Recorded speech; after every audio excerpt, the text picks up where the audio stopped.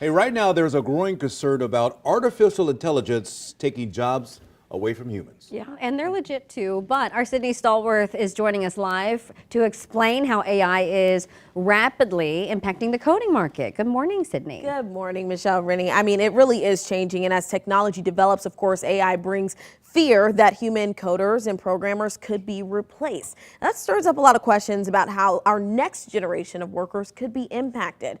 I got some answers from a local organization that trains up kids looking to enter tech-savvy careers. Take a look.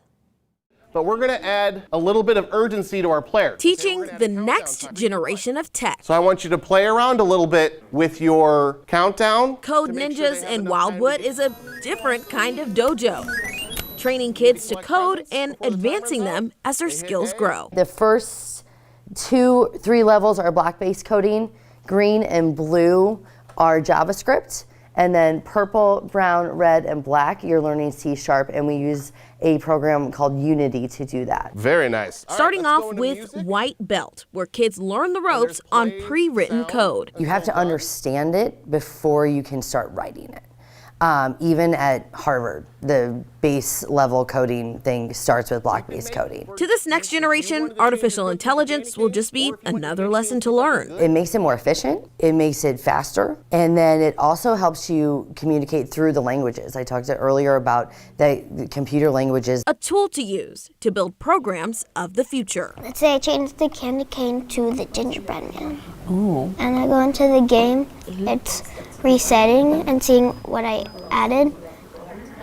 Oh, so now the gingerbread man is the bad thing instead of the candy cane. Yeah. AI plays a crucial role for coders. It helps them run tests, find bugs, suggest changes, and generate code. It's a good gadget, but the coded programs still need a human touch, even if it comes from little hands. I didn't think I'd like it, but when I started it, I loved it. Can I try to play? Sure, yeah.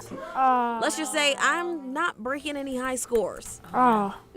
Sometimes it is a little hard because you don't know about it, but sometimes, but it'll get easier. I really like video games, and this gives me an opportunity to make my own video game. Well, I tried.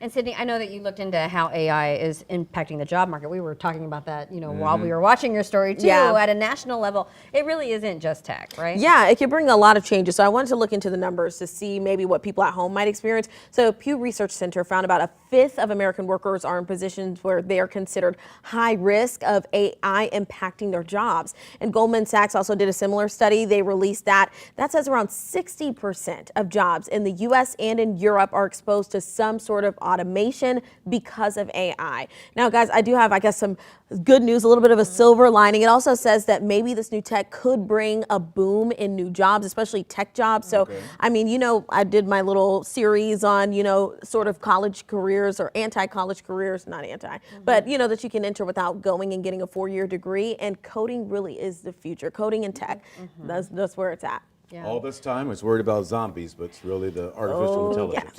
Okay. Up next.